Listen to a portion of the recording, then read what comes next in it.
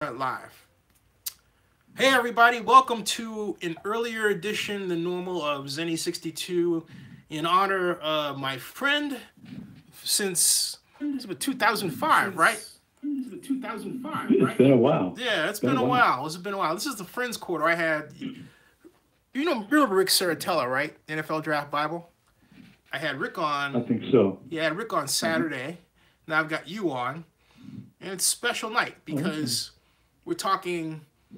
First of all, my friend AP Stedham, and we're talking Josh McDaniels, Alabama Crimson Tide, and Raiders in a kind of an interchangeable order. But in honor of the fact that my friend is the preeminent Alabama Crimson Tide expert, I, among other things, want to make absolutely certain I'm tweeting out. If I tweet this out for the Crimson Tide audience, should I use hashtag Crimson Tide? Is that the best thing? Or you could put Alabama fans probably, or okay, that would be good maybe. How about that? Alabama fans. All right, got it. Any other one? Maybe hashtag SEC. You think? Yeah. Yeah, that would be good. Hashtag SEC. You know what? If you type SEC and you accidentally miss the C, you hit the X. That's all. I'm just saying. Okay. I don't want to get anyone pissed off with me. I just happened to notice that accidentally. It's like, hey, wait, whoa, okay. That's a little bit different audience. There's a lot of game there, but a little bit different. But I'm not kidding you. I mean, look, if you look at your standard typewriter or your standard computer keyboard, I'm live stream, yes, and I can show this to you right now. Look at this, folks. Look at this, okay? If I type SEC and I miss the C, like right there, look, okay? There's the C and then there's the X. See that? That's a great thing with the video. This isn't radio. I can show and tell. See that? All right? So don't get mad at me and think I'm kidding. I'm not kidding. Because if you do get mad at me and folks out there in live stream land, I'll think that, you're not familiar with the typewriter keyboard. Anyway, all right. AP, how are you? I'm doing great, Cindy. Glad to be here. Thank you for having me on the show. Definitely. Hey, for my friends who may be live stream tuning in from Bangladesh, tell them how you came to be the famous man that you are with respect to Crimson Tide fans. In other words, how did you start covering Alabama? When did this start? Well, I think, Zenny, the story begins when I was a little boy, and the first game I remember was Joe Namath trying to get over the goal line in the Orange Bowl against Texas and Tommy Novus. And that's my first recollection of Alabama football. So I've been following the Crimson Tide since that time and all the other SEC teams. So I had that passion and knowledge through all those years. And, I don't know, it must have been over 10 years ago, I called up the Bama Magazine. The editor was Kirk McNair. He was Coach Bryant's sports information director through the 70s, and he started this magazine the spring of 1979, and I called him up about covering an event. Actually, it was the ABCD camp in New Jersey, the basketball camp, the famed basketball camp of Sonny Vaccaro, and I obtained a credential and did a few things for Kirk, and he liked my presentation, so that's how it started. Well, we have to give a special shout out to two people. First of all, Joe Willie Namath, you mentioned, because he actually opened the Super Bowl. Did you notice that? They had... Yeah, Joe Willie. Yeah. He likes to come back to the Super Bowl. He likes to be a part of that Super Bowl. Yeah, he does. Yeah, he likes to say, we were number one. We won. We won, talking about the Super Bowl III. He was quarterback of your New York Jets. We won. We won. And he guaranteed the win, which I still think that was a heck of a ballsy move. What do you think about that? I think, Zenny, I think it was a figure of speech that he used at the time. He was really fed up with the audience at this particular luncheon, and he said, hold up now. I've been listening to you all through the week and at this luncheon, and we're going to beat the Colts. I guarantee it. I mean, I think it's a figure of speech that he used in sometimes in the South that you hear people say. So basically what you're saying to me is that instead of saying, blank you or something like that, he said, win the game, right? It's just he basically see folks, that's the advantage of having a Southern upbringing. You think of more clever things to say rather than colorful language, But then, of course, when you do let loose with a colorful language, it's so much the better, right? Right, AP? Oh, yeah, absolutely. And, that was the headline. There was a writer, I think it was maybe Dave Anderson. Yeah. Maybe he put that in his headline, I think. And I actually interviewed Dave Anderson within the last 10 years. I asked him about that incident and the Super Bowl and his relationship with Joe Namath. So I don't think anybody else caught on to it. I think he was the one that put that out there. And then also we have to give a shout out to two shout outs. First of all, thank you, District Lights, for tuning in. Who types? I wonder how much Josh McDaniels got to stay, and if he got more creative control, which is interesting. We'll get to that in a second, District Lights. But then also we have to give a special shout out to the late Tommy Novus, who died last year.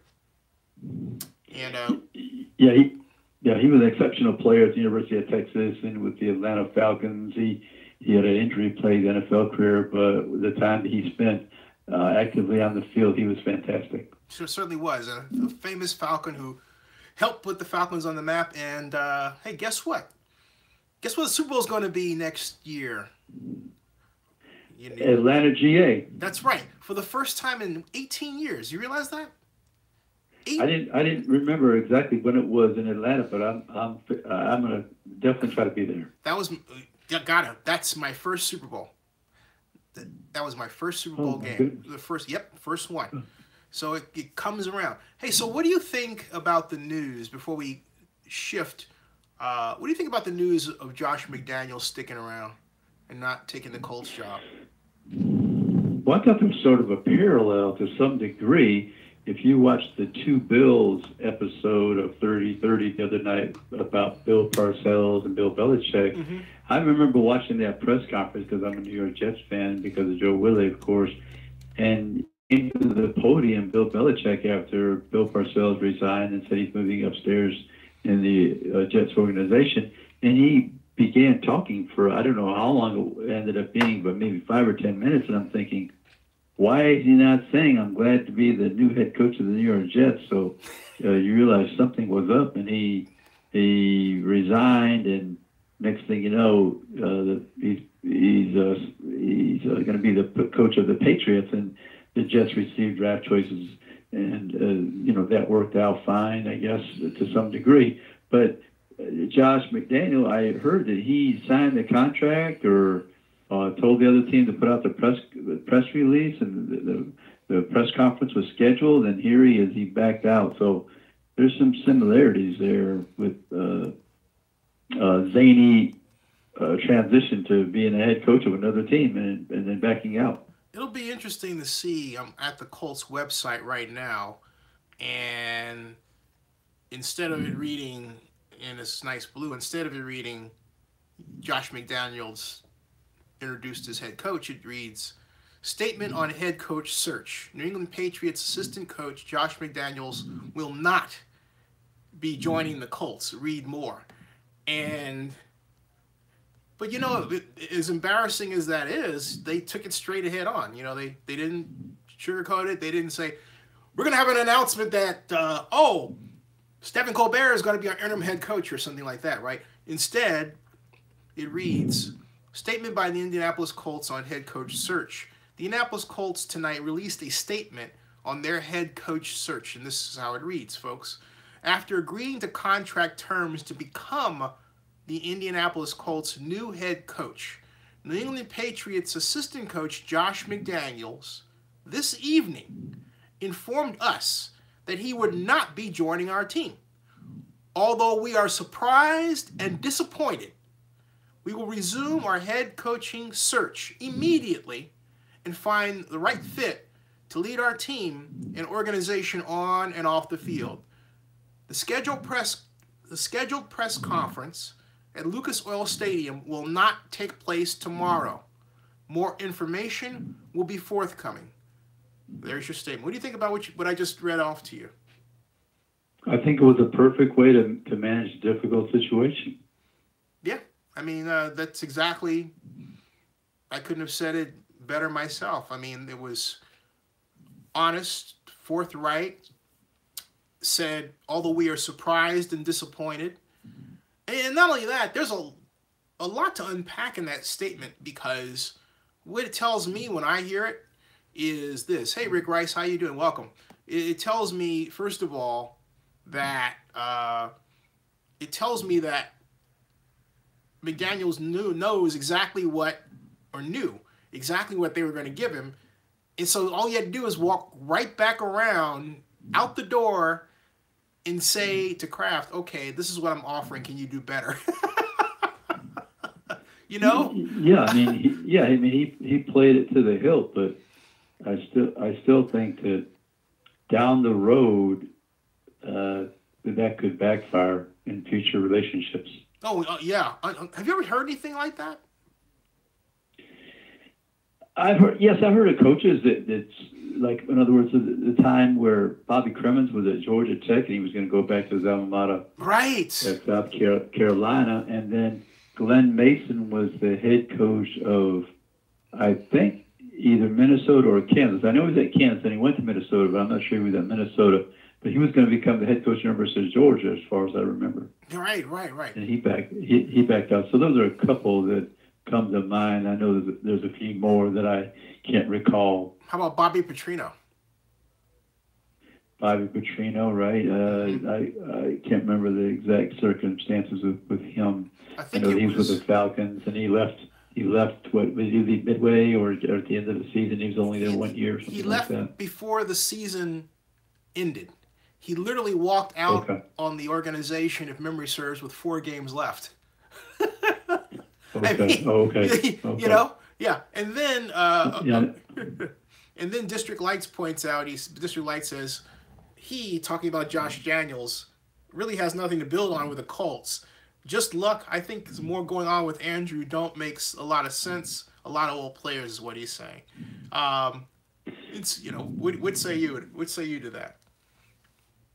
Yeah, say that one more time, Danny. I didn't quite hear everything. Sorry about that. Yeah, District Lights offering. He says that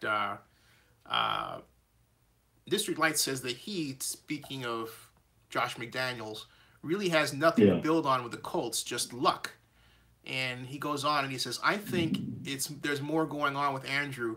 Don't make sense. A lot of old players. And then Rick Rice adds, Belichick is going to retire and McDaniels is going to be the head coach of the Pats. You heard it here first. That's interesting. Actually, I never thought of it that way. You know, there could be something in that. You know. Yeah. I mean, you've seen those coaches in waiting agreements in the past not come to fruition. I know University of Texas had Will Muschamp, I think it was, was supposed to be the head coach, and he after Mac Brown left, and that did not happen. And a few other instances as well. So he's going to have to rely on either something in writing that he received from Bob Kraft or his word. And if it's just his word, I wouldn't hold my breath on that situation. But there could be some, there could be something to Belichick being around for X amount of years, and Josh McDaniels being promised, or maybe there's something written in his contract that he'll be compensated because he did not take the head coaching job with the Colts. I mean, there's always ways to maneuver a contract, right? Yeah, that's absolutely right. Rick Rice has an interesting little chat here. He writes, or maybe he'll be fired for benching Malcolm Butler. Oh my gosh, right. that was bad. I didn't understand that, because the main goal and the philosophy that's always preached is team with a capital T is first. Yeah. Well, if you have a player that has performed in the past, if you're looking for a last resort and he's still on the bench, why didn't you use him? He was your last resort. You could have tried him. Well, apparently, because they were not stopping anybody defensively. No, they weren't. Apparently, from a wayward tweet I happened to see, Malcolm was said to have come in, missed curfew, was intoxicated. So, in other words, he went to the Super Bowl in Minneapolis and had himself a good time. That's what it sounded like.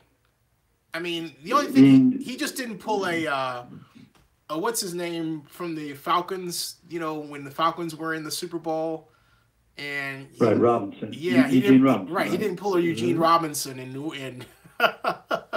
you know, and go hunting. Was he with Green Bay at the time that happened, or Atlanta? He was with Atlanta. He was with okay. Yeah, because it was the Falcons versus the Broncos, and the Broncos creamed them. The Broncos just creamed the Falcons, and that was the year. It was 1998. That was the year that we all thought it should have been the Minnesota Vikings with Randall Cunningham as the quarterback. Remember that? And right, I think the field goal kicker he hadn't missed all season. Maybe? Right, yeah, and then he did, and then so Morton Anderson comes out for the Falcons and nails it on the road in Minnesota with Randy Moss breakout year, his first year, and you know, disappoints everybody, myself included. Yeah, absolutely. Now, hey, so let's switch gears and talk about Alabama Crimson Tide football, because first of all, I have to say congratulations, you're the national champions. You know, we gotta get that out of the way.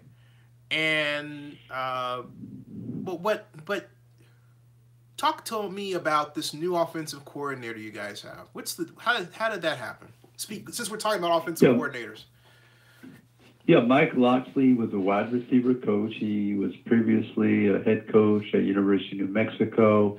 He was part of the Maryland staff that had over 5,000 yards one year. He had some troubles at New Mexico. They didn't fare very well. I think they were something like 2-26 in a couple of seasons, and some off the field issues with different things. But he's a native of Washington D.C. and he really recruited well. But while he was at Maryland, you know, Stephon Diggs, the wide receiver from the Minnesota Vikings, he played at Maryland, and Mike Locksley had him with the Terrapins. So he recruited his brother Trayvon Diggs, and he's at Alabama, the defensive back. He was an athlete, came in as a wide receiver defensive back, played a little bit of both.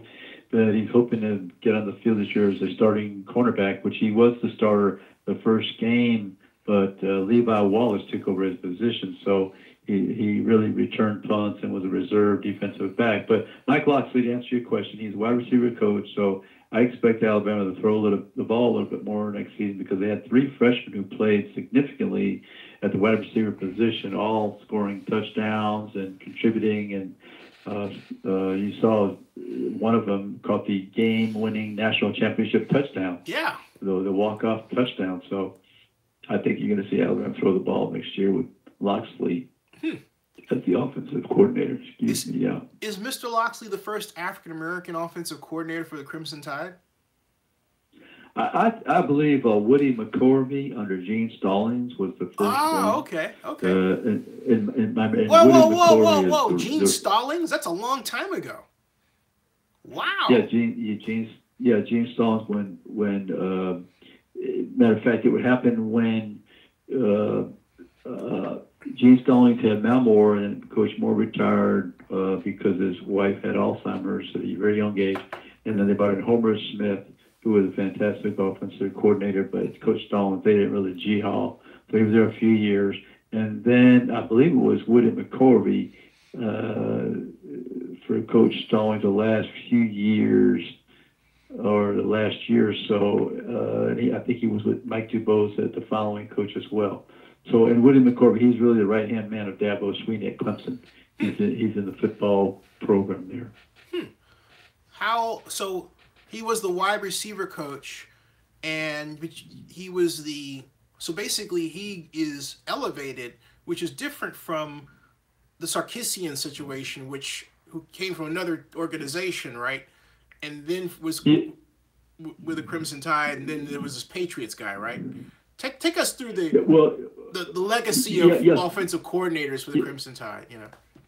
Oh, my goodness, yeah, the first one, believe it or not, Zenny, you'll remember this name, was Major Applewhite, the former University of Texas quarterback. Yes. And he was there for one season, and Coach Saban, he's really rough on his offensive coordinator. So I think that was a one-year marriage that had a quick divorce. And, yeah. Wait, any punches thrown? Yeah, he brought in Jim Mack. So yeah, they split the blanket, as they say, after 1 year. And then he brought in Jim McElwain, who Coach Saban had known from his days at Michigan State. And I forgot where Coach McElwain was at the time, but he led them to one national championship in 2009. And I think he had another one with A.J. McCarron as well. And after they brought in Nussmeier, Coach Nussmeier was there for a few years, and that was a two-year love affair, I guess, or whatever you want to call it, 2-year fling. And then they brought in Lane Kiffin for 3, I think it was. That's right, Mr. Kiffin, yeah, Lane Kiffin. So he was there up until that semifinal victory over Washington, and they really struggled offensively, and he had taken the job at Florida Atlantic. So they parted ways right after that semifinal game. They had the ball like the 45, 50-yard line maybe 4 times and didn't score, punted each time. So Saban said adios amigo, and Steve Sarkisian, who was on the staff as a quality control offensive analyst, he gave him the job. So he was there for 1 game. That was like a one-night stand, right? 1 game. And they 1 game. One-night stand. Yeah, that was a Clemson game, and they lost in the last second. Jeez. And then he brought aboard Brian Dable, who was with the New England Patriots, not as offensive coordinator. I think he coached wide receivers and tight ends, and he was the play caller. But I don't think he jihad with the quarterback at Alabama because he wanted him, I think, to go outside his skill level and look at all the progressions across the entire field. And Jalen Hurts has not shown the ability to review the entire field and make a decision. Lane Kiffin kind of protected him his freshman year when he was the SEC most outstanding offensive player. Think about that, right out of high school, 18 years old. Wow. You're the most outstanding offensive player as a true freshman. Wow. And they really set up the offense where he was looking to one side of the field. If someone was open, throw the ball immediately, of course, and win rhythm and with some timing and anticipation. And if not, run the football or throw it out of bounds. Take us through how it came to be that Jalen Hurts was replaced in the middle of the pivotal national championship game, and what do you think that's going to do for his future in the NFL, or does he, because of that, have a future in the National Football League? Yeah, Alabama with 4 and 5-star receivers all over the field, and Calvin Ridley will be a number 1 draft choice, probably in the top 10. And those 3 outstanding freshmen and other seniors and underclassmen that are very good had 21 total yards of passing at halftime. 21. So I figured if Brian Dable, he's $1 million plus offensive coordinator, you spend an entire spring and fall camp and fall season perfecting your passing game, and here you are in the 14th game, I guess, or yeah. Let me see, that'd be the 15th. Wait! You're telling me this guy's making over $1 million a year as offensive coordinator? Yeah, $1 million a year. Yeah, so I figured, Zenny, we could split the $1 million and come up with 22 yards at halftime at least, right? Yes. Golly. Yeah, you can. I'll count you for 11, and I'll take care of the other 11. Deal. You got a deal, right? Deal. Absolutely. So this was, and people always are saying that Nick Saban was bold and courageous, but what I'm leaning towards is this was his very last reasonable option to jumpstart that offense. They were down by 13 points, 13 zip. During the Sugar Bowl, which is the semifinal, Jalen Hurts had the flu, so Tua was running the first team, and they said he was fabulous. He was on fire during practice. And you could tell that he had the ability to throw in rhythm with anticipation and accuracy and review the entire field. Plus, he could run the football. I mean, Jalen is noted for being able to run the football and scramble. Right. I mean, that's one of his top skills. And as a passer, he can make some throws, but he doesn't have the ability to run the offense that Brian Dable presented to him, and I think that and I've been saying for about a month on the radio that Alabama's secret weapon every second quarter should be to insert Tua Tagovailoa into the game for a minimum of 2 series. And they should have done that during the Mississippi State game, which they trailed and they won. Jalen Hurts had a drive in the fourth quarter, and they won the game. And they actually threw it to Devontae Smith, the fellow who caught the winning touchdown in the championship game as well, the young freshman. And then the Auburn game, they struggled mightily all day on offense, and they never played Tua. And then he should have played in the Clemson game as well. They scored 24 points, but a couple of them were defensive type touchdowns where it was a pick six, and then the other one, Deron Payne, the middle guard, the nose guard for Alabama, intercepted the ball, ran the ball down near the goal line. Then they actually threw him a touchdown pass. So I think Tua, who they played some insignificant minutes during the year, and he had, I think, 10, 11, 12 touchdowns, believe it or not, throwing the football.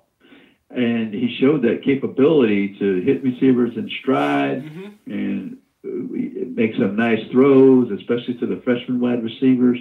But to me, as I said, Nick Saban had to make a move. And he had this ace in his pocket, and he used that card, and he hit the jackpot. So you're basically telling me that this is all just dumb luck. To some degree, yes, because, I mean, if you thought Tua was so good, why didn't you play him in the Mississippi State game? Why didn't you play him in the Auburn game where you were losing? Why didn't you play him in the Clemson game when you were struggling to some degree? So, in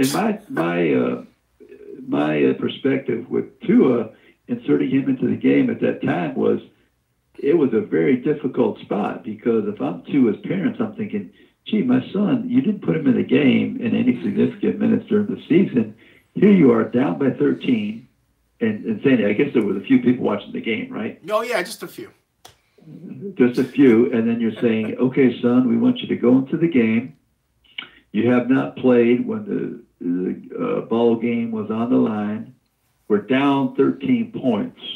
And yes, we're only going to give you 30 minutes. Unbelievable. And yet he delivered. But coming back to Jalen Hurts, fabulously. But Hurts is a senior. Do you think that he gets I'm sorry. Jalen's got 2 more years. He's a true junior coming up. He's a true junior. Okay, so he's got a little time to recover from that. I was under the impression that, not as a senior, I was under the impression he was a junior and was going to come out early. But from what you're telling me, that's not the case. He's going to return to Alabama. And from what you're telling me, correct me if I'm wrong, it sounds like he's going to walk head first into a quarterback battle with Tua, right? Well, I think that this is going to be one of the most interesting conversations in Nick Saban's career at Alabama that he has with Jalen and his parents. Because if I'm Jalen Hurts, I realize that I'm not the passer that Tua seems to be in that particular offense. Are you telling me he's going to walk? So I'm thinking he's going to have to make a decision. And if I'm Tua's parents, I would say to Nick Saban, we will be glad to compete for the position, and then we would like to have an answer at the end of spring practice, because there's no sense of me as a 2-year starter sitting on a bench for 2 more years, because Tua is a true freshman, so he's going to have 2 more years definitely. So I don't care to sit on the bench for 2 years. Now, I don't believe Jalen Hurts is. I do not believe he's an NFL quarterback. He can prove me wrong, really, which would be great. But he doesn't have. He doesn't throw in rhythm. He doesn't throw with anticipation. He's not very accurate, and so those are things I believe you have to have if you're going to be an NFL type quarterback. So he could transfer, go back to Texas, or be playing school in Texas, around the country. They would welcome him. I mean, heck, he can go to a place like UCLA with Chip Kelly. I think Chip Kelly would love to have. That's a great point. That type of quarterback, right? District Lights and Rick Rice, 2 of the people who are listening.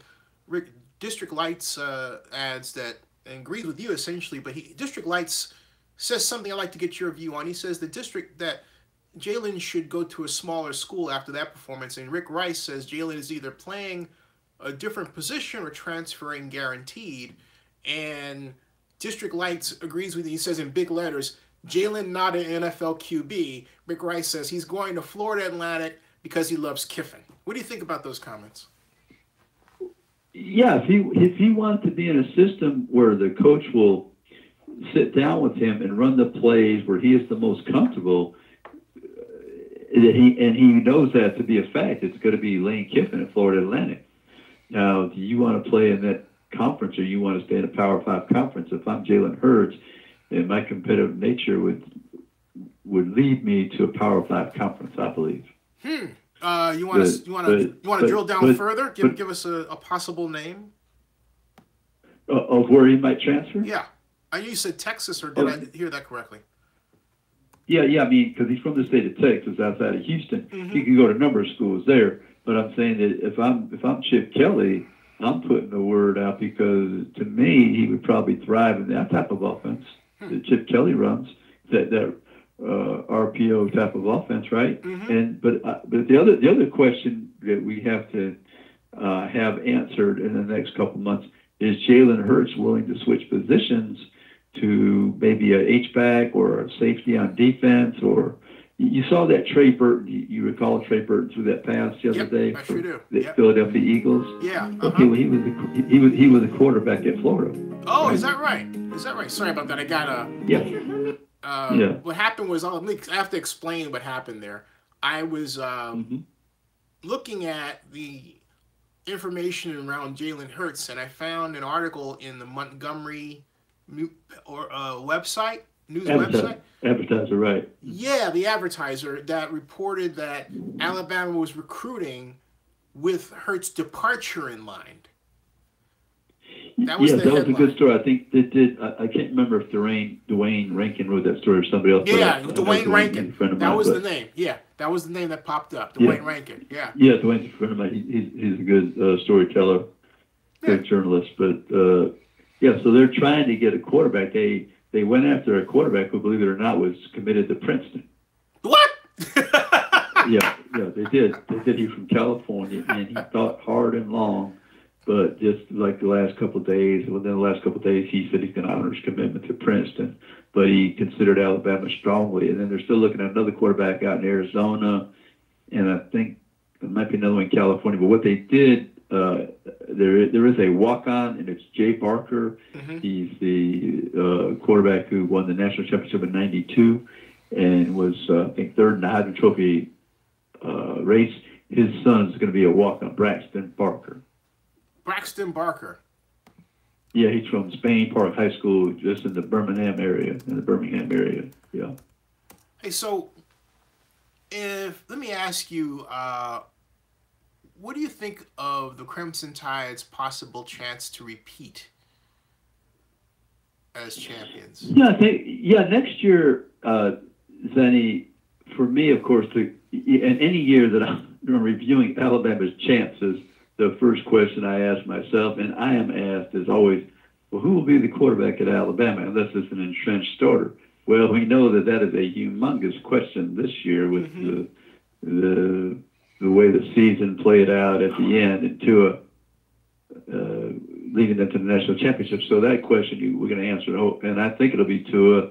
I think it should be Tua because he gives Alabama the best chance to win, and I think it's counterproductive to have Jalen in the game at this point because the receivers were really becoming frustrated with Jalen's inability to see them down the field and get rid of the football. I mean, one of the classic plays that I always tell everybody is, if you can recall, when one of the receivers from Alabama was going down the sideline and Tua threw the ball, there was an interference call. I remember that. Jalen would have never thrown the ball. He would have just held it.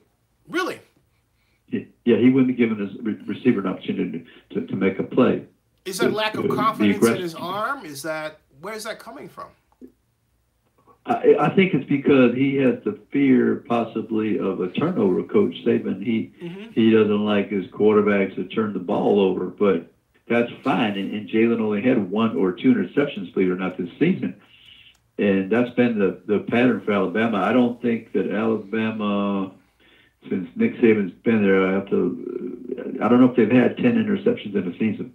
Wow, fascinating. Hey, I'd have to double check that out. It might have been early in the first year or second, but I do not believe they had a total of 10 interceptions. Yeah. I want to mold this conversation more a bit toward the Raiders and ask you, if you are talking to Reggie McKenzie, the Raiders GM, and he says, AP, who do you think we should consider in the NFL draft this year? What will you tell him? Oh, any player in America or from Alabama? From Alabama. Yeah, from Alabama. Oh, from Alabama. Okay. Yeah, yeah, I think that the two players that there's three.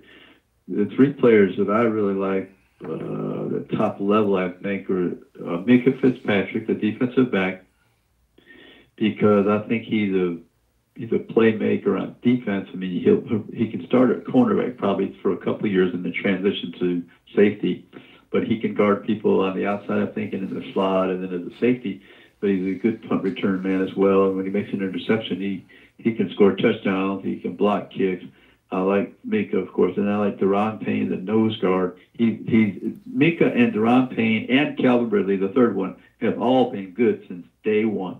They were stars since day one, which is very, very unique to come from high school and perform at such a high level at Alabama, where there's so much competition. So one of those three players, I would say the Raiders should select. But, they already have Amari Cooper, so I know they wouldn't go after Amari Cooper. They have Michael Crabtree, right? So, yeah. But if they need a defensive lineman in the middle, and I don't know that that's a high priority in the NFL to take somebody in the middle that's going to be a run stopper when that's a passing league. To me, I'm looking to get an edge rusher or a linebacker that can rush the passer, or a lockdown corner. Right. And then, of course, the quarterback and the left tackle. Those are the things that I'm looking for at the top of the draft. Or a really sensational, at this day and age, sensational tight end. Well, a really cool. I don't mean just a pretty good one. I mean a sensational one. Like O.J. Howard came out last year. You took the words right out of my mouth. O.J. Howard. And I was thinking about Jonathan Allen, who could play both defensive end and tackle. And he's a stud. Yes. So, yes. I mean, in those examples, what has happened with Alabama where they don't have that one quarterback that just is stuck there, like A.J. McCarron was the man? What happened over the years? Yeah, well, the first quarterback there was John Parker Wilson. He was in the Mike Shula era, so he played his first 2 years. Then you had Greg McElroy. He was behind John Parker for a couple of years. He was the quarterback for 2 years. Mm-hmm. Then you had AJ for 3. Then after that, you had Blake Sims. They had brought in Jacob Coker from Florida State. Everybody thought he was gonna be the starting quarterback, but Blake Sims, who had been there as his 5th year, playing wide receiver, running back, and a little bit of quarterback, he beat Jacob Coker out to start at quarterback. Then you got Jake Coker. He went 14-0 as a starter. He's the all-time record holder. He didn't start the Mississippi game. They lost, but he didn't start the game. So he's 14-0. That's the best ever at Alabama. Wow. And that record was held since like 1979. Stedman Shiley was 12-0. Hey, what happened and then to right him? After, he didn't go into the NFL. Right. He didn't make it in the league. What happened to him? He got hurt, and I don't think the football was all that important to Jacob after he played at Alabama. I mean, he's from Mobile, and he won the championship, and after transferring from Florida State, I mean, he'll forever be on the lips of the Crimson Tide fans with his legendary feat of leading them to a national championship against Clemson. And so he got hurt, and he just didn't want to fool with football anymore. Wow. So he just basically gave up. Yeah, he tried out with Arizona, didn't make the team. I think hurt his knee again. He didn't want to go through those injuries anymore. My goodness, that's a shame. You watch an organization like Alabama, and you think all these guys are going to the National Football League, but the reality is that they all don't, right?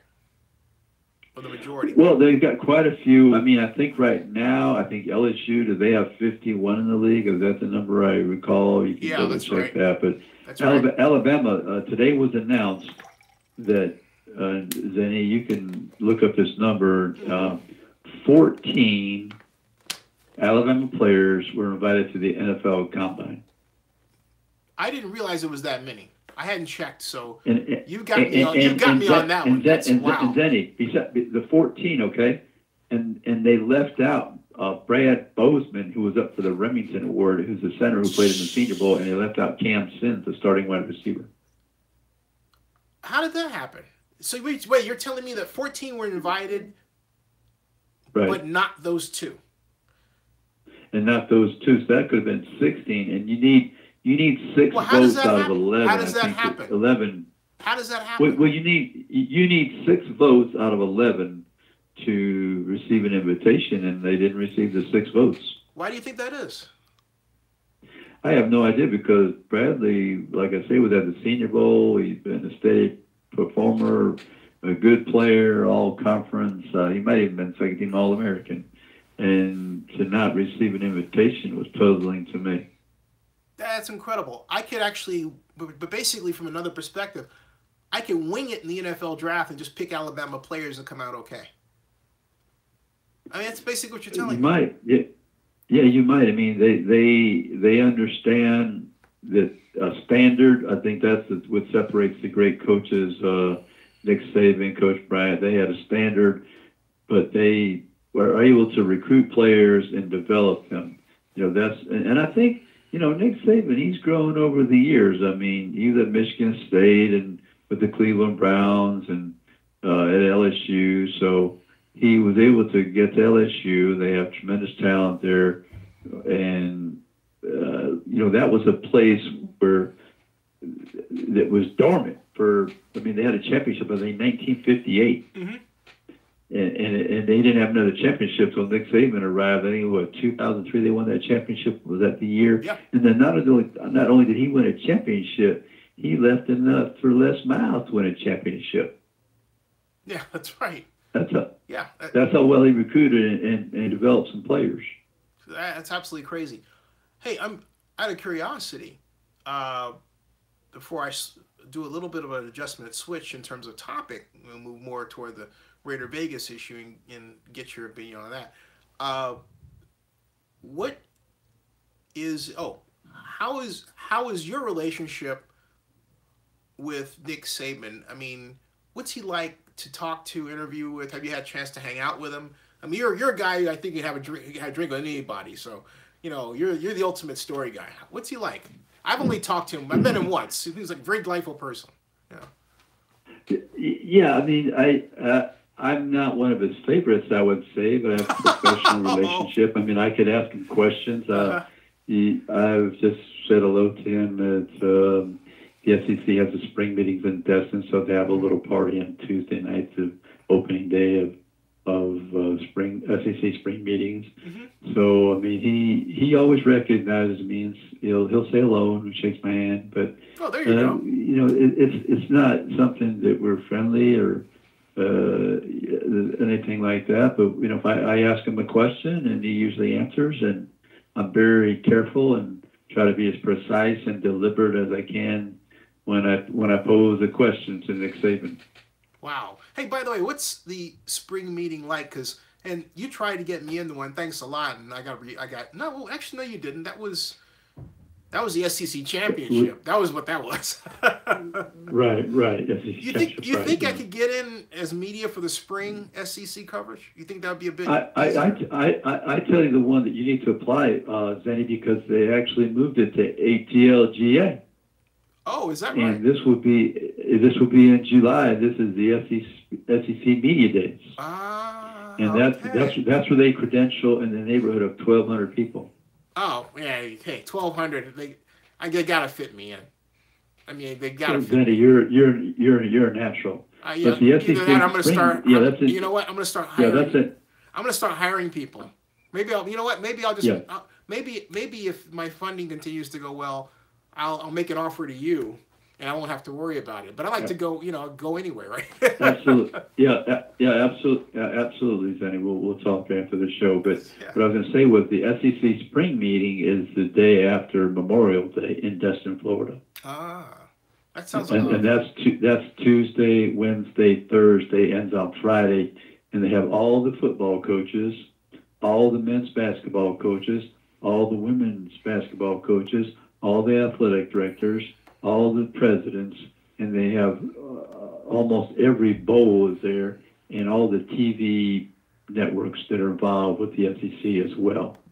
Wow, that's something else, to say the least. That's that's a very interesting group. In what way? Well, because that doesn't happen at the SEC Media Days in July. Oh, okay, I get what you're saying. I mean, when do you see all of the? I mean, the women's basketball coaches, the men's basketball coaches, the athletic directors, the presidents. They're not at SEC Media Days. Wow. Yeah. Hey, folks. I am with my longtime friend AP Statham, who is the Alabama Crimson Tide expert. And AP, tell them how they can catch you talking Alabama football through the year. Yeah, this year, Zenny, I was with Bama Magazine for many, many years, and they merged with Bama Online. Mm-hmm. So my role kind of switched slightly, that I was doing quite a few videos and attach it to the stories of Kirk McNair, who was my editor at BamaMag.com. And as I said, Kirk has been covering Alabama football for about 50 years, because he was the, like I say, sports information director for Coach Bryant. Whoa. How long? They find some 50 years? Well, he's been covering it since the 60s, and he became Coach Bryant's SID, I think it was 1970. SID, folks, is Sports Information Director, just FYI. Correct. Yeah, so, I mean, that's Coach Bryant's right-hand man, putting out the press releases every day.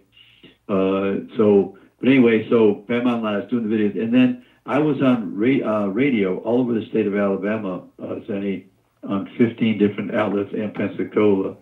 So I'd be on the radio from Tuesday to Saturday, talking in Huntsville, Birmingham, Tuscaloosa, Montgomery, near Mobile, and Pensacola, and then some little towns up in North Alabama as well. Wow. So, so I tweet that out usually when I want to make an appearance. I would tweet those out every day that I was going to be on the station in the Times, so they can follow my Twitter at AP Stedham.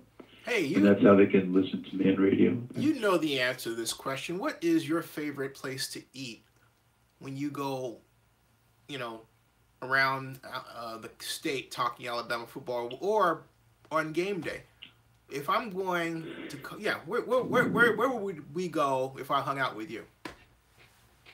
Yeah, Zenny, I'm tempted to tell you this place, but I don't want to give them any publicity because they're not paying me, Oh, I get you. Okay. Yeah, but I'll definitely tell you. Okay. When we get off the air. All right.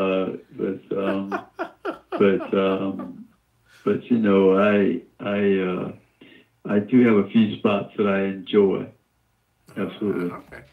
Now here's some news for us Raider fans who've been following the Vegas situation. The headline here is straight out of, and I do mean straight out of, today's Las Vegas Review-Journal. Oh, by the way, go CSU tuned in late. Asked if you attended the national championship game. I will answer yes. He covered it. And how many championship games have you covered in your career?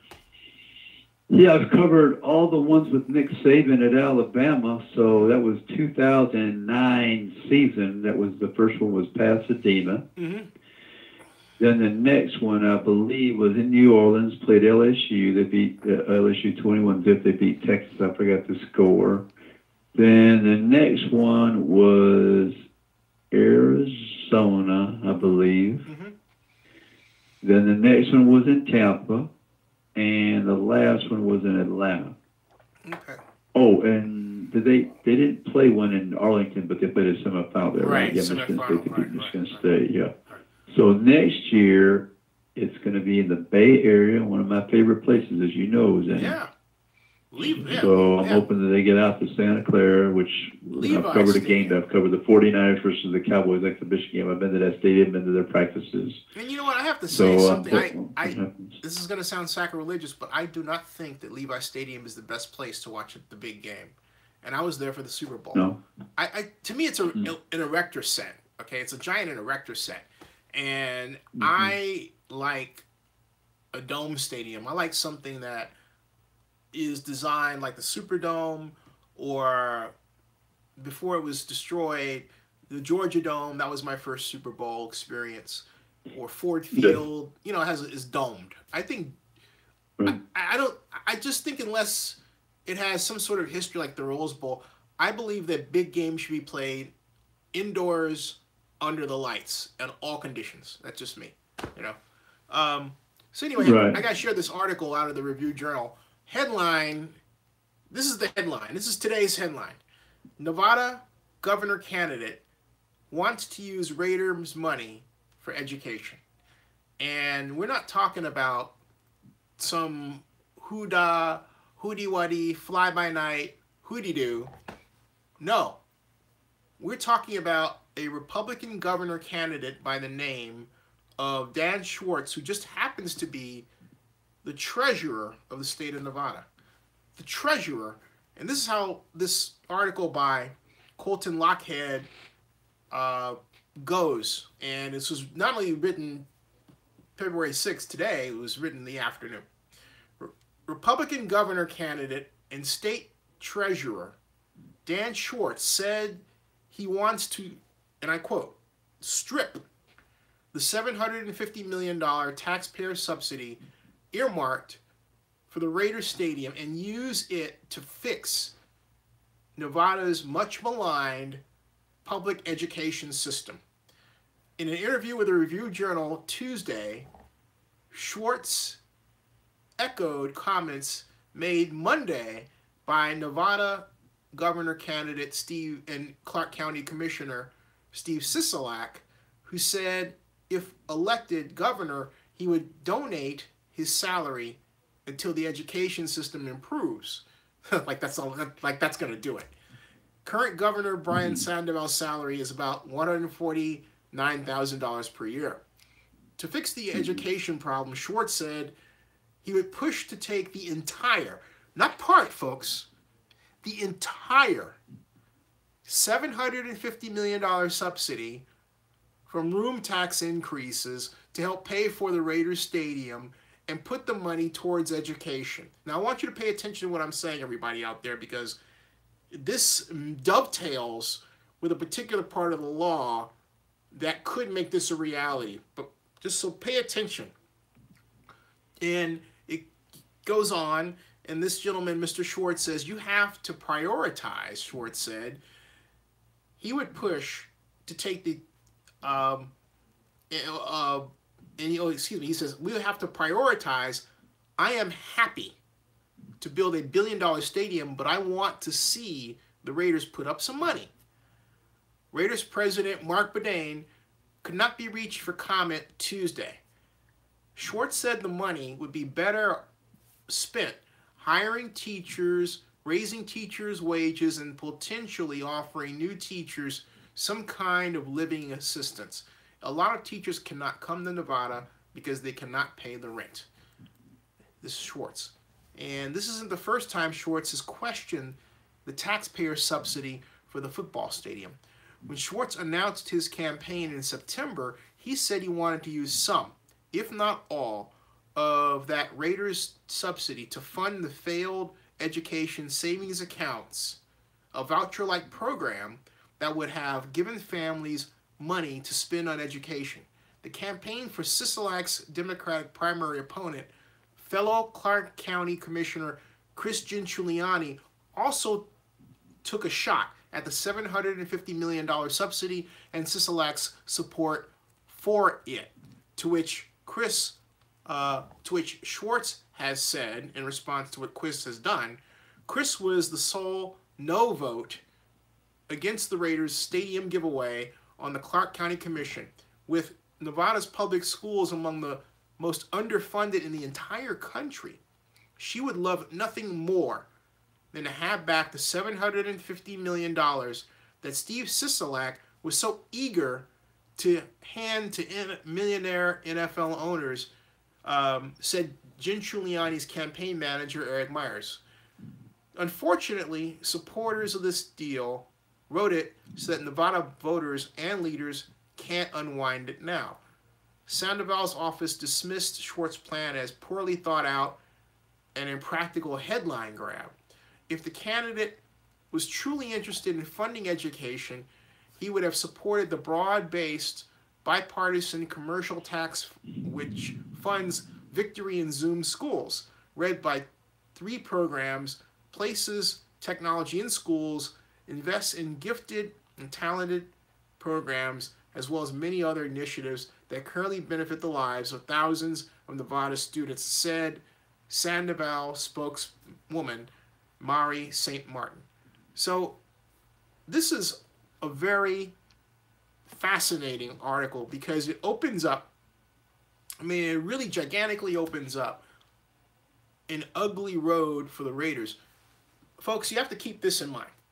As I talk to you, the Raiders have not, and AP, the Raiders have not at all gotten close to a point where they are ready to work with a bond underwriter, let alone receive Clark County Commission official approval to have the county float on the Raiders' behalf $700 million, let alone $750 million worth of bonds.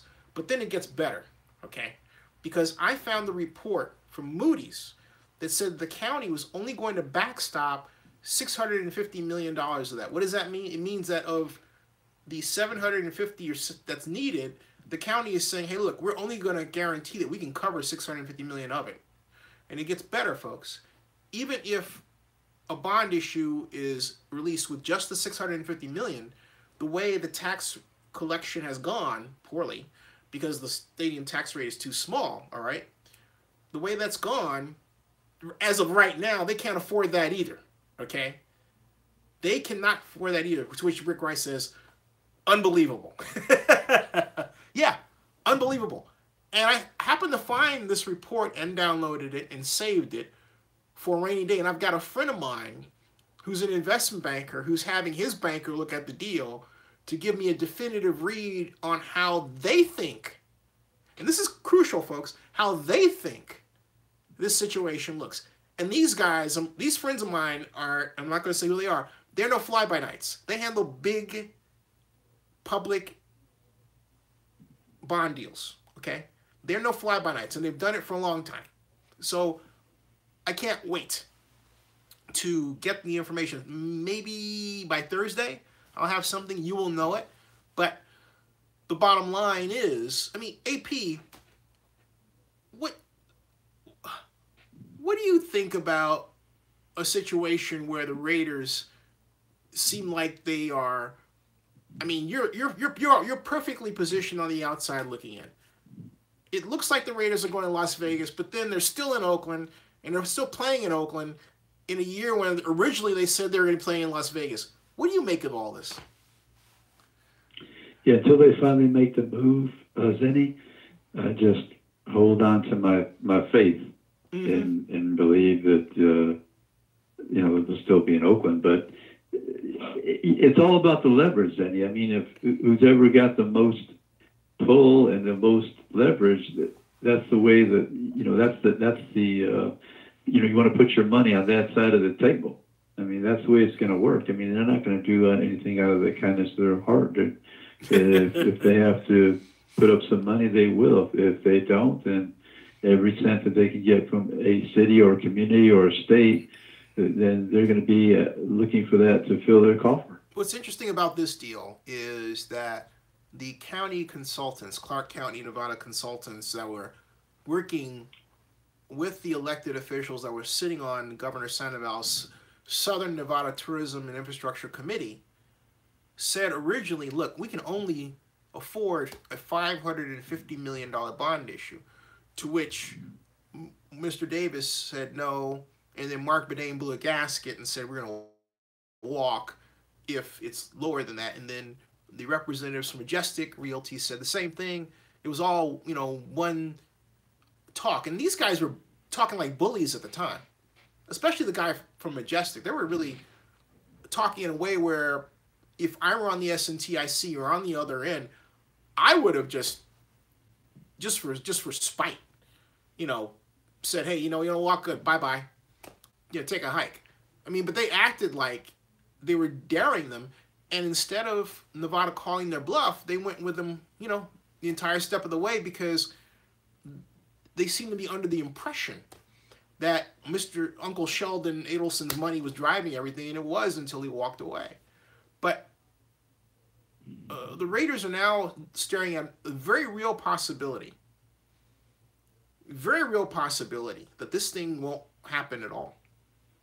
And for all the hullabaloo about them opening this, they've got this new season ticket center and this new show center, in Las Vegas. I saw a picture of it. It looked like some third-rate bar with a bunch of Raider memorabilia in it. I'm sorry, that's what it looked like. That's what they've got. Doesn't look nice. You don't have this huge model of the stadium in the middle of it where you can, walk around and all that. It's obvious that somebody said, hey, look, build this now just to get us excited about it, even though we really don't have much. Because they're in a position entirely different from LA. Where LA, that Kroenke's building his structure. Of course, it got delayed a year. He's got his financing. He doesn't have to worry about that. He's not worried about public investment that may not happen. All that's in place. It's just a matter of time. They're not also trying to rush to meet a particular year. These guys, it's 2020. And they were supposed to have had all their documents done by October 17th of last year in order to make June 2020 a reality. So here it is. Today's February 6th. Okay? They've got until May 16th of this year to get all their documents done. If they don't, then the Southern Nevada Tourism and Investment Act automatically, I believe it's Section 38, kicks in, where the president of the University of Nevada, Las Vegas, UNLV, Lynn Jessup, can step forward, petition the governor to take over the project, and or petition the stadium authority. He could do that. And because the argument would be, look, the Raiders don't have their act together, give it to us. The law says if he does that, and of course the governor says yes, or the stadium authority says yes, that 88 1/100% tax goes down to 0.5%, and it's diverted to UNLV, which gets to create something called the Campus Improvement District. Now think about what I'm telling you in line with what the treasurer of the state of Nevada is saying about wanting to divert, quote, the subsidy money to education. Would he not be doing that if he worked behind the scenes and sweet-talked into the ear of the Nevada president, the UNLV president, Lynn Jessup, hey, you know what, buddy? We need a little education. Let's you and I work together, huh? Right? I mean, that's a very real possibility, folks, after today, given what this guy said. And again, I say to you, think about this. Some of you out there can make your comments about, well, he's this or he's that. He's the treasurer of the state, A. B, he has won. There are, I believe, 4 candidates for governor, primary candidates. You've got Laxalt, who's considered the front-runner Republican, who's not been a cheerleader for the stadium. You've got Jen Giuliani, who's been a clear opponent of the stadium and a Democrat. Laxalt's Republican. Laxalt's got his challenges, morally and ethically. Then you've got Sisolak, who's the only Democrat who's a true solid proponent and pusher of this project. And then, that's it. So basically you've got Schwartz, who's a Republican who's against it. So you've got Schwartz, who's against it and wants to divert the money. Jen Giuliani, who's against it and would want to divert the money. And you've got Laxalt, who's lukewarm about it. You got one champion. So you got 4 primary governor candidates and only one that really wants the stadium. That's bad. But that is the situation, as I speak, that the Raiders are in. And yet they're fool enough to think that they can get this done in that situation. And I'm saying it straight out, just like I said it. All right? I mean, just like I said it. Hey, Hennessy, how you doing? And so, I mean, what do you think about that, AP? Yeah, I mean, it doesn't seem like all the cards have been played. There's still a few in the deck that might changed the outcome. To me, the way you described everything. Yeah. Not everybody's on board, and when you're making these decisions, I mean, it's most difficult to get something built without everybody being on board. Yeah. I mean, they were better off staying in Oakland. They had a deal. They had an agreement. In this case, it's just looking bad. And not only that, you already had, one stadium authority meeting canceled. That was the extra one they needed. They've got a community benefits plan that hasn't been approved for racial reasons, in a mess that doesn't look like, I haven't heard they've resolved it yet. And then, of course, the big deal, they've got the stadium tax that hasn't performed, and we're all waiting to see what the January numbers look like, which should be better. I will say I would be surprised if they weren't significantly better than September, which was at an than December, which was at an all-time low of $2.4 million. They need to hit a mark of about 4.2 million to be back on track for January, but then they need to sustain it through February. If they don't, if it comes through at 3.8, 3.7 million for the month, they're in trouble again. If it comes through at less than 4.1 million, 4 million, but if it comes at less than 4 million for January, 3.9 or something like that, with even considering with CES and everything, and that's bad. Because what it would mean is that they had people coming in for New Year's, CES, and that adult thing, but that was it. And numbers weren't that big. So it's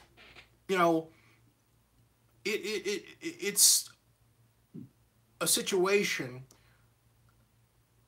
that I told John Clayton would happen in a form before the NFL voted on it.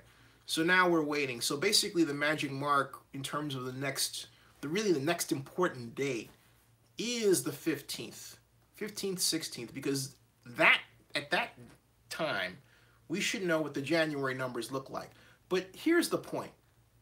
Even if we know what the January numbers look like, and they still have a problem with December and others, and they have this fluctuation, and rather than having to look, with these eye shades all the time and hurt their eyes and then guess it every month and beg and plead and say, "Oh Lord, please make this be good," right? Right. If they had a bigger tax rate, they wouldn't have to do it. But they don't. So they're caught in this position where they have to hope that it works. It doesn't work. And that's why I'm interested to see if a banker will actually take a chance on this, with the idea now that the tax can be taken away if the election goes a certain way. Because Steve Sisolak, I am told, is not the most popular guy. I met Steve Sisolak. He was a bully to me. I was cordial to Steve. He doesn't like the fact that I'm critical of the project. I told him, I said, Commissioner Sisolak, if you add up everything that I'm telling you, and you would fix your project. I said, I haven't been personal toward you, unlike others. I have been critical of the project, and everyone knows where I'm coming from.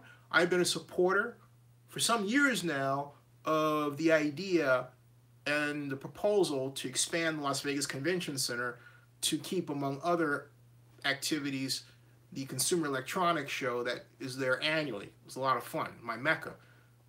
So as I explained, I'm not anti-Las Vegas, but this project is questionable. I mean, it just has been for some time. And I've seen nothing as this has progressed to make me feel that the Raiders have really done this in a way that should give a bond underwriter or anybody comfort that it would be pulled off properly in Las Vegas over Oakland. I have not seen that. JT the Brick was saying to me, "Oh, Las Vegas is the world capital for entertainment." I said, yeah, but how does that translate into a project that pencils out? Because you say it's the capital of entertainment, and yet I'm looking at the Bay Area, which is the capital of tech, and there's more money in the Bay Area. In Las Vegas, they got show money. It's a smaller place. That doesn't make any sense, JT. So it just doesn't make any sense at all. Hey, this is fun. I'm going to close out here. It's 12:01. I know you got things to do, AP. And it's been a fun conversation. Any closing thoughts? The only thing I was going to say was the situation just sounds fluid to me. Mm-hmm. What all the things you described. Yeah, fluid, kind of like one day it looks good, next day it's kind of like, oh man. Yeah, I mean it does look like that. We have a question for you, AP. It's G. Taylor asks. He says, any thoughts on Anthony Averett cornerback draft status? Anthony Averett, he's one of the Jersey boys, affectionately called because Mika Fitzpatrick and Anthony are both from New Jersey. And they started for a number of years with Alabama, so they call them the Jersey boys. Of course, that's a natural tag for the national moniker. But he's this good, solid cornerback. I would think somewhere, in those middle rounds, he'd probably be a good selection. Yeah, okay. Let me see if I've got... Oh, by the way, Hennessy's remarks. Remember Mark Davis said himself that he would get this deal done even if he goes broke. That's the owner of our Raiders. And it looks like he's going to go broke. Well, we'll see. And we'll see. We'll see what happens. This is one of these, and I think AP said it very well, situations that's fluid. And also, we've got, G. Taylor says, thanks, AP. And then Corey Brown adds, he says, whatever happened with Mark Davis dealing with the fans himself, as he said, in regards to Bay Area Raider fans? Corey Brown, we'll pick that up tomorrow. But that's a good question. So we will be back. I'll have more information, and maybe even I can snag a special guest. We'll have to see. It'll be interesting. AP, we got to have you back, man. We got to talk more Crimson Tide and NFL and NFL draft and everything else. Yeah, tomorrow's signing day, the second signing day for Alabama. They implemented the new one, which took place in December. That was the first time they had the signing day in December, early signing period.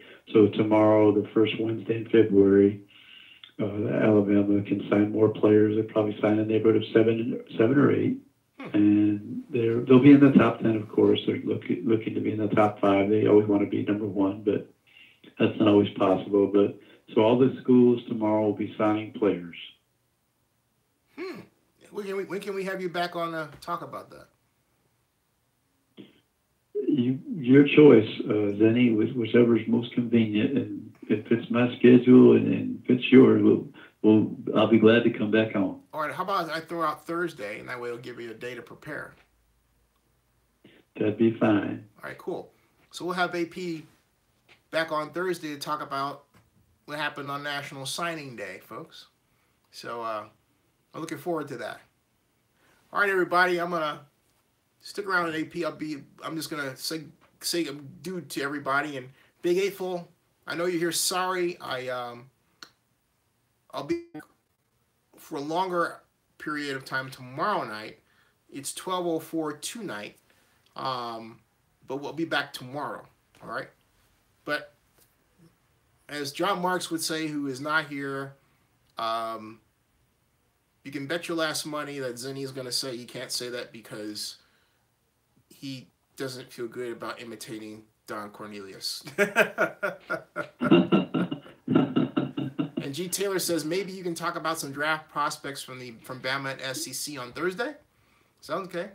All right. Absolutely. Yeah. All right. Absolutely. You got it. All right, folks. See you guys. Same bat time, same bat channel. Zenny 62. All right. See ya.